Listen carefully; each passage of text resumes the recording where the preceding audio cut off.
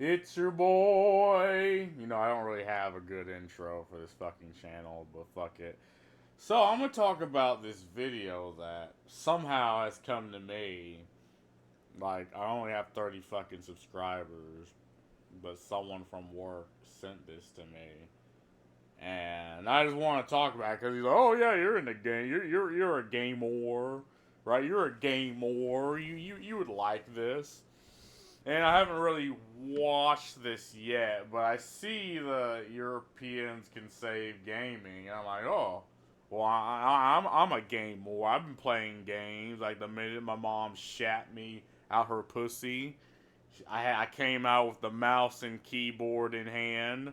So yeah, let's give this a watch. Let's give this a watch. See, Hi, I'm Ross. For the past several months, I've been working on a campaign to stop the destruction of video games. See, most video games work indefinitely, and yeah, that's pretty much it. But more and more are being designed to stop working the second support ends from the publisher. A kill switch, essentially. It's a form of planned obsolescence. Yeah, I mean, there's a lot of games that enter the realm of abandonware. Now, in the early 2000s, this was like games that were effectively, you know, like college projects. You know, just a couple dudes in their mom's basement. Some of them are like scam games nowadays, but a couple games come to mind that would have been abandonware, but the fans brought it out. Like again, an option, an example of a game that I played was Battlefield 2142, right? That came out in like 2008, and because EA was like, we're not gonna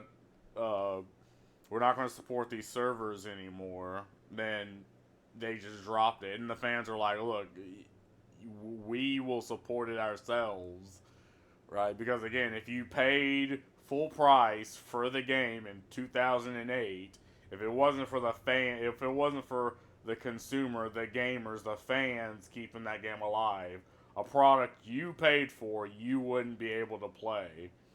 So yeah, a couple, and I guess one of them was certain extensions for like WoW, World of Warcraft.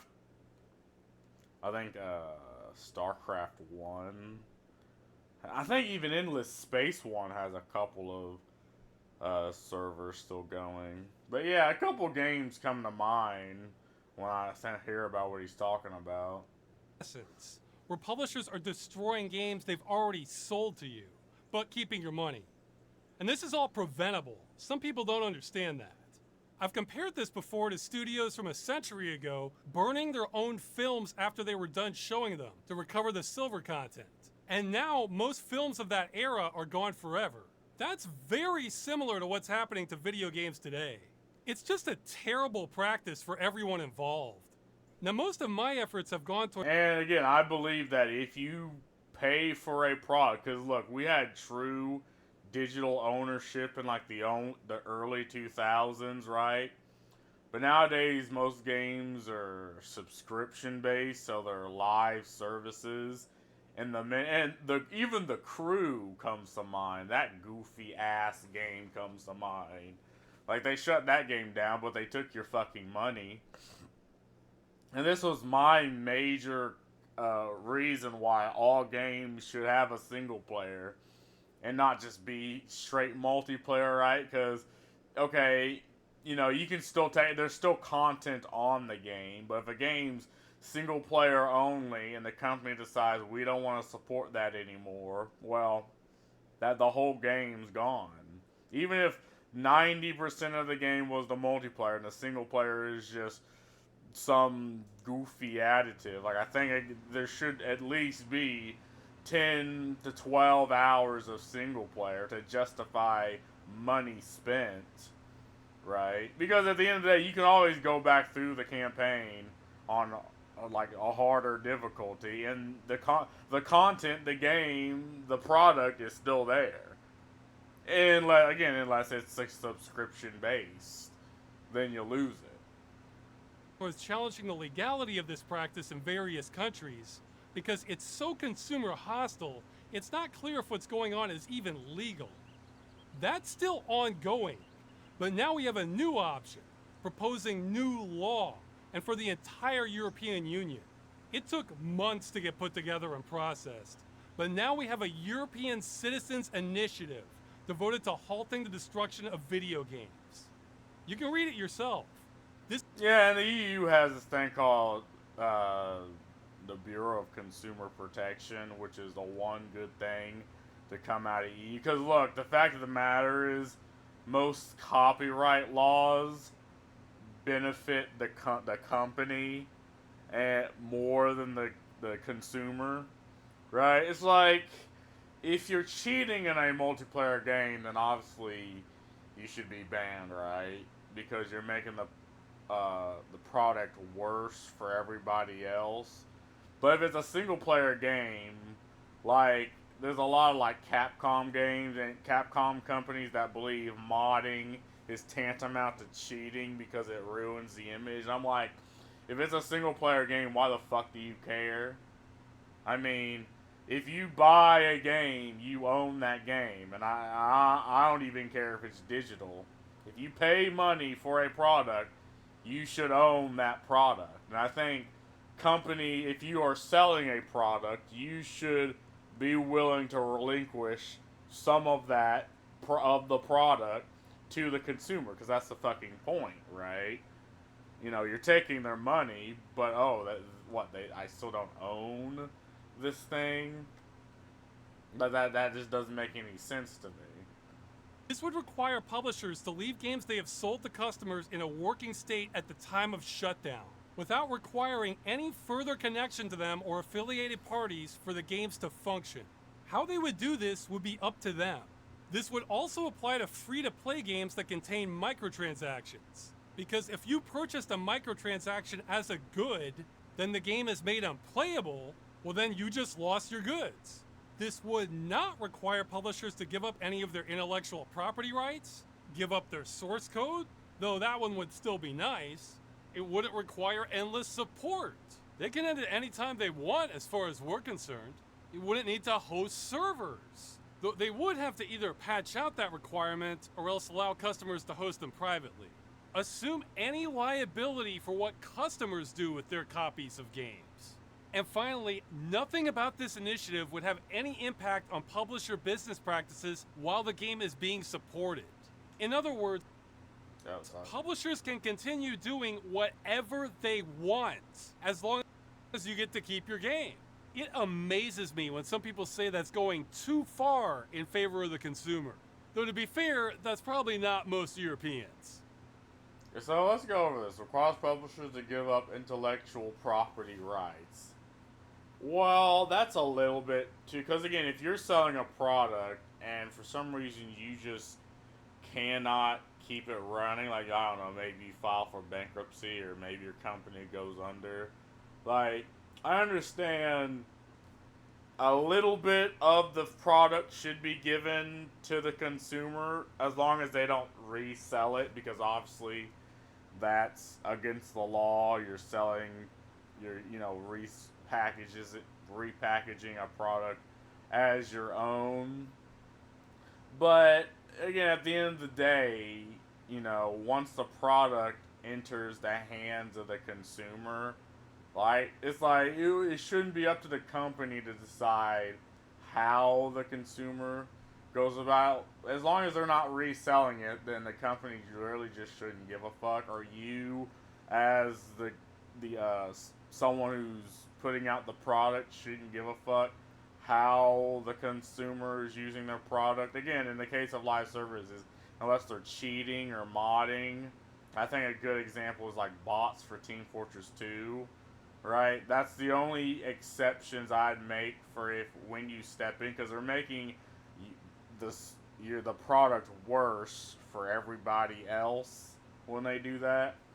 Require publishers to give up source code. I don't really know much about the source code, but I know when the game shuts down, like what the initiative would not do. Yeah, I mean, that shouldn't be the case. like they should keep the source code because the source code is effectively the game, and they shouldn't be they shouldn't give up the entire game whenever they even if they shut down. I mean again, but what I'm saying is other people should be allowed to either host private servers or again make content on their behalf to keep the game running, right? Requires endless support. Yeah, I mean this would be impossible. Like if every game company that puts out a game is required to do this, not a single company would. That's just unfeasible. Like the idea, like there are a couple of examples of games that have just been kept going since the day they came out for like 13, 14, 15 years. Warframe is one of them. There's a lot of people playing World of Warcraft, right? So there are those games, but to require them to have to do that the minute they put it out is just untenable, right? Cloud publishers to host servers. Again, if the company shuts down, they shouldn't have to, but they should allow, for other like people who play the game and other people who have, the ability to keep the servers going to do this. And again, if they drop the project, I mean, at the end of the day, they shouldn't have really much hold on it. Liability for customer action. Require publishers to have assume liability for customer actions. I don't really know what you mean by that. You mean, again, with cheating and all that. Again, that would be up to whoever is hosting those servers, right? Interfere with business practice in a way while a game is still being supported. Yeah, I mean, again, if they drop the game, if the company drops the game servers, and if someone's pretty much carrying it to keeping it alive, again, the company shouldn't do anything about it. They shouldn't have a problem with it, and again, they should be completely hands off. The idea here is we're just trying to stop games from being destroyed. That's it.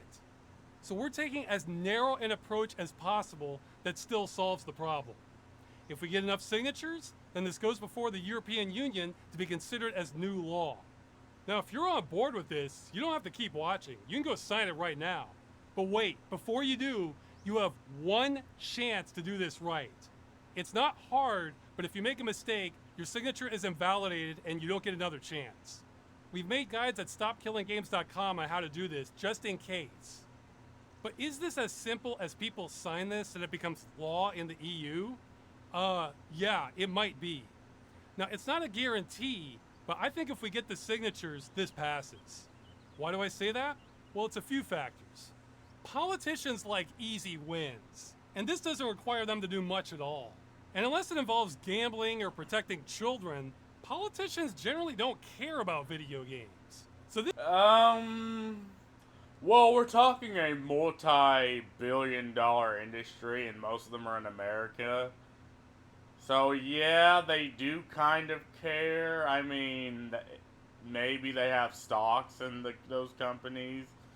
Politicians like easy wins. I mean, I guess if it's in their favor, but most of them just don't really care about games at all. And then this negates this. It's like, yeah, they like this, but I mean, these just sort of negate each other. isn't of big consequence. I mean, if we're talking about European politicians, I don't know. I mean, again, the Bureau of Consumer Protection exists for a reason. To them or most of their constituencies. EU law is already unclear on a lot of this practice anyway. I mean, it's unclear because, I mean, technology advances faster than legality. So that's not really a surprise. Like, the newest thing is AI. Like, the verdict on AI is still out. Like, AI art is still out there.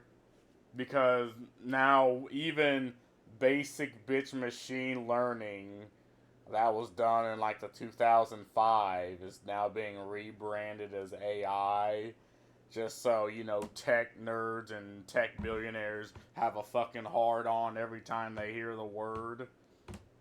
And we would be making it easy for them to settle it.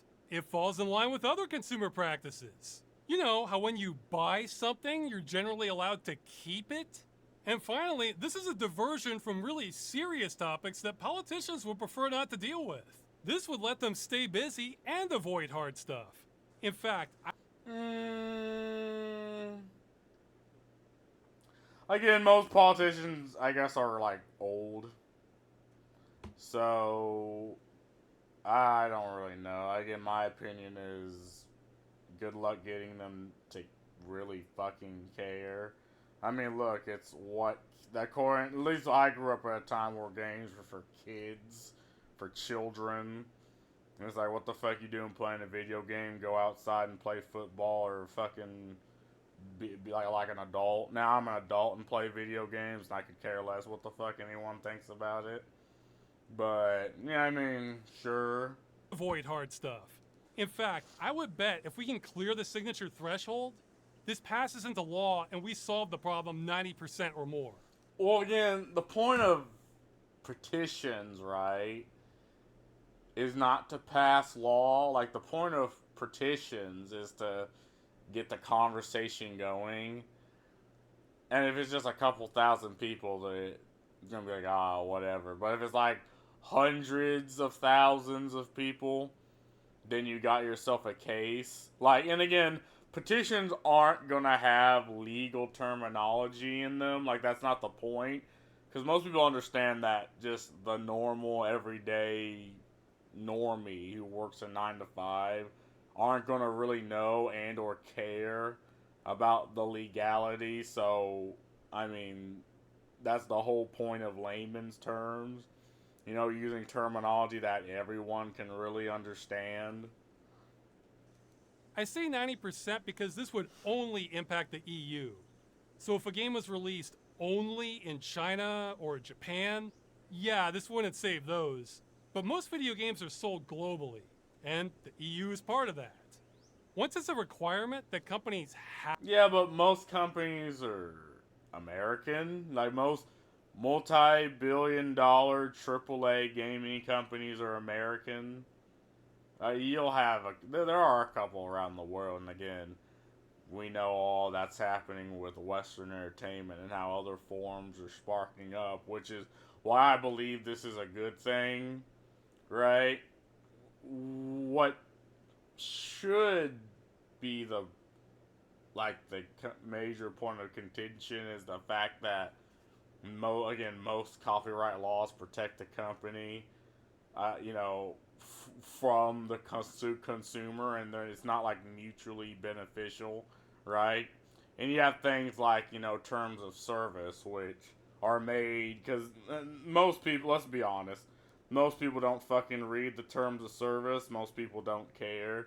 It's made in a way so I'm gonna say 90% of people just don't read the terms of service, but people treat it like it's the fucking Old Testament. Like, people treat a contract or terms of service like gospel. And it's like, well, I don't think the terms of service should override people's consumer rights and consumer freedoms.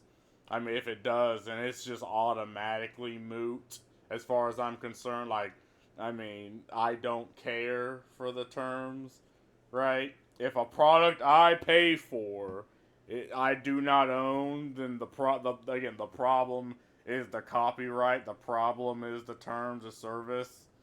And just because I don't care for it doesn't mean I want, just break the rules, just break the law, just go against the terms of service. But what I'm saying is, again, you can't just put words to paper and just override people's consumer rights. Like, I don't think it works that way. And the only people who are advocating for it to work that way are the people that pretty much are companies and are for the interest of the company.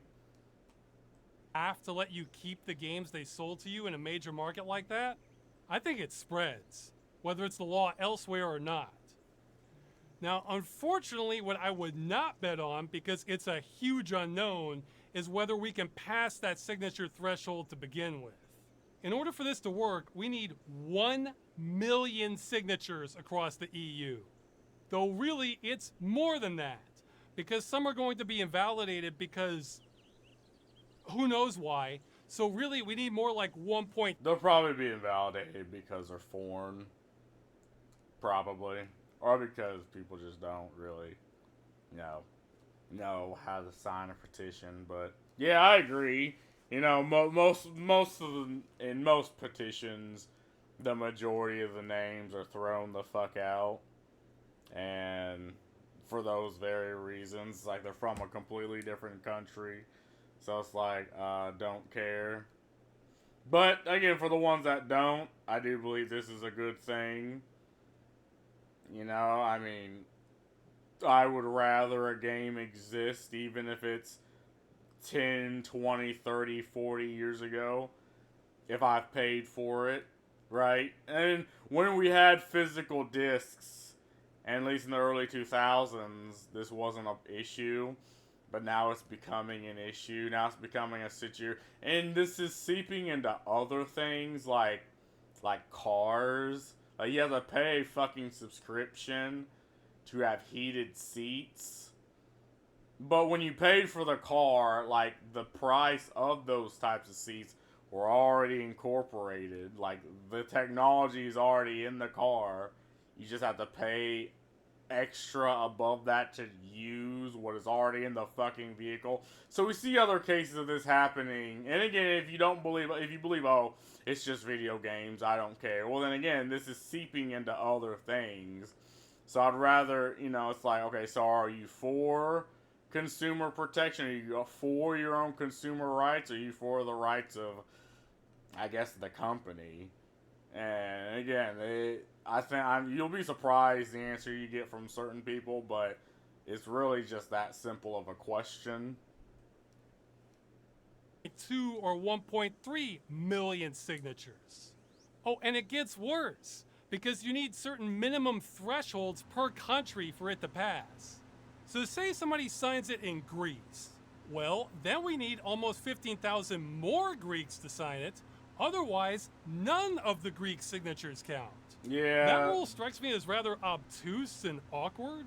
I almost wonder if the EU took a page from the United States for that one. Probably. Anyway, that's a lot of signatures. I might be delusional for attempting this. I don't know yet. Now, the good news is we have 1 year to get them all, so we will have time. Although I'll say right now, there is no way I can get that many Europeans just from my audience. The only way this works is by reaching out to European YouTubers and streamers and so on to get on board, and non-English speaking ones at that. Now, I'll do my part and promote this the best I can, but I have limited reach. In fact, since I've started Stop Killing Games, I want to say everyone I've reached out to never responded. So me reaching out doesn't work. It's a total failure rate. However, there are 2 things that did work. One is people reaching out to me, since I respond to a lot. And 2 is people just covering this on their own. That really worked. Which means if you're watching this, you may be a critical link in all this. Because you can tell other YouTubers, streamers, etc. about this initiative, and maybe they'll pick it up. And again, it's even better if their core audience is non-English speaking. The number of native English speakers in the EU is relatively small, so we need to connect the dots in other languages the best we can. Now, I'm offering myself for interviews, publicity on this issue, whatever, to almost anyone with a European audience of some size. In addition to that, the official spokesperson and backup spokesperson for the initiative have offered to speak on this also, and they are multilingual. And we have a few more official organizers who may be willing to discuss this in other languages as well. These are the people officially in charge. Actual Europeans. Yeah, even though I've helped, officially, I'm not a part of this. I'm not eligible. Doesn't matter. Whatever gets us to the finish line. And speaking of eligibility, it's pretty simple. You need to be a citizen of an EU country, though you don't have to live there, and you need to be at least voting age. That's it. This also means it's not just you who can sign this, but your friends can sign this. Your family can sign this. Girlfriends, boyfriends can sign this. They all count. Get everybody. And tell them to get people to sign too. And yes, it feels weird that I'm an ineligible American campaigning for Europeans to sign a document. But you know what? If it passes, we all win. So we just have to go to where the openings are. Yeah, again, that's because they have the Bureau of Consumer Protection. Like, we have the FTC, but those go after, like, monopolies. So, just recently, Xbox or Microsoft fell under the gaze of the FTC. And they almost stopped the merger of Activision into Microsoft, but that didn't happen. But again, there's very few advocates for strictly the consumer. Like, even the FTC works on the behalf of, like, the government or other, like, constituencies. Like, there are very few things that work on the behalf of the consumer. So I think this is a good thing regardless. You know, even if it's in a completely different country. But, yeah. Oh, and if your relatives or whoever don't care about video games, you can explain to them this is also about not losing basic ownership. Like, if video games are cars, what's happening now would be like if I sold you a car at full price, then later, and I wouldn't tell you how much later, so it's not a rental, I then came to your house and repossessed your car. But I also kept your money. That is not good business. Or not for the consumer. Well, again, that's not really the same thing because at least a car is physical, right? Most games are digital nowadays. Like, if it was the physical disc, you can make an argument with this, but again, most things are digital, and people are like, oh, well, you signed the terms of service, even though people believe that's like gospel, and therefore it's fine. It's like, well, no. So I don't think, I mean, I see the line of logic here, but again, I don't think this is much of a strong argument. Consumer, anyway. Yeah, I guess taking back what you've sold is great for businesses. Maybe that's why the industry is worth more than movies and music combined. Oh yeah, most game companies make more money than like nations on the planet, like first world nations on planet Earth. So yeah, I see where you're coming from here. I get it. Video games aren't that important to most people. But because of that, they're the canary in the coal mine. What about farm equipment, education tools, medical devices?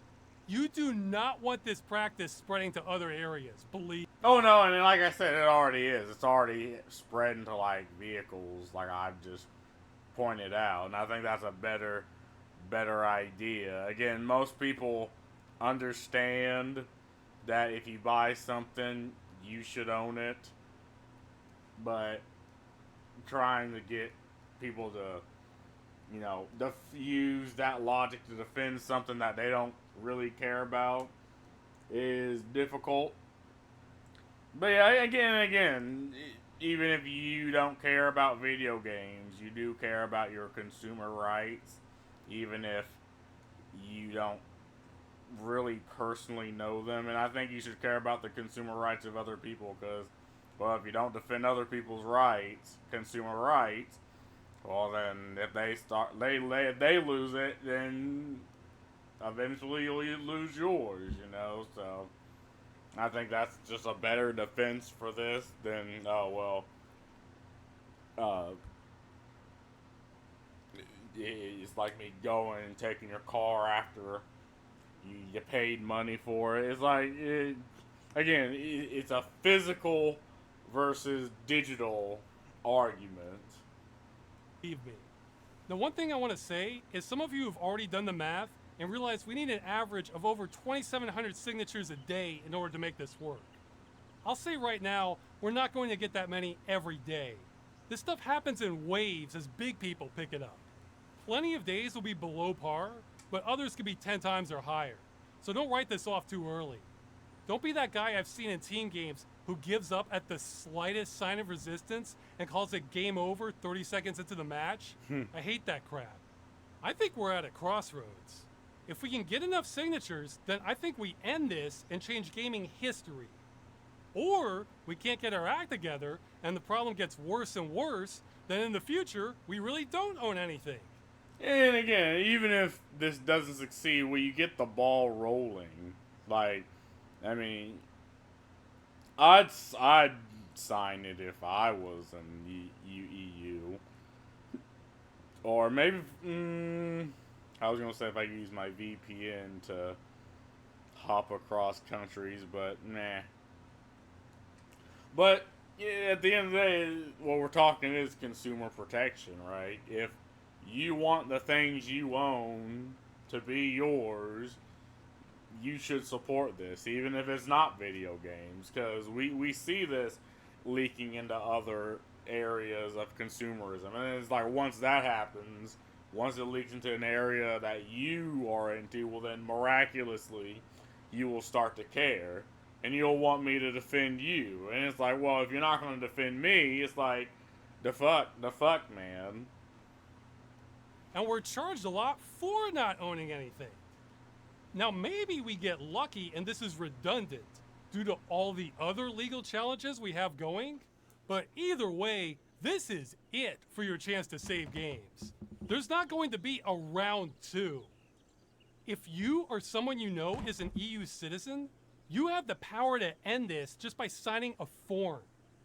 Though this plan may have a critical weakness, and that I'm counting on gamers to care about not seeing their games destroyed. I hope that's not too big an ask. Because years from now, somebody could be saying, yeah, I had the chance to save gaming, but it required me to open up a whole new tab in my browser and fill in my name and a CAPTCHA? Oh my god. And again, it's also, defending gaming as an art form. Because, again, what we have now is multi-billion-dollar companies like bastardizing gaming, which is like in the West, you have so many remakes, remasters, prequels, and sequels. And the remakes aren't even faithful remakes. It's, oh, we're going to make these ideological changes because the people that made this before, that made this thing popular, oh, they were just effective. We can do better, and we have the ideological means to do so. And what you get from that is just a boring, blatantly, contrived product that not even nobody wants. And there's this idea of making a product for the wider audience, which doesn't exist. Like my mother is gonna pick up like Dead Island 2. My mother isn't gonna play Halo. Like, what do you mean? And what they meant by that is making a product not for the consumer, making a game that's not for gamers, is making the games for journalists. Making the game just to suck up ESG money. Making a game for the ideologically possessed individual on Twitter with daddy issues. And we know this is happening, but again, if you believe in the ideology doing it, well then it's like you're forced to defend what's happening. Or if you don't care, you only view the world through ideology, well then again, you're also forced to defend what's happening.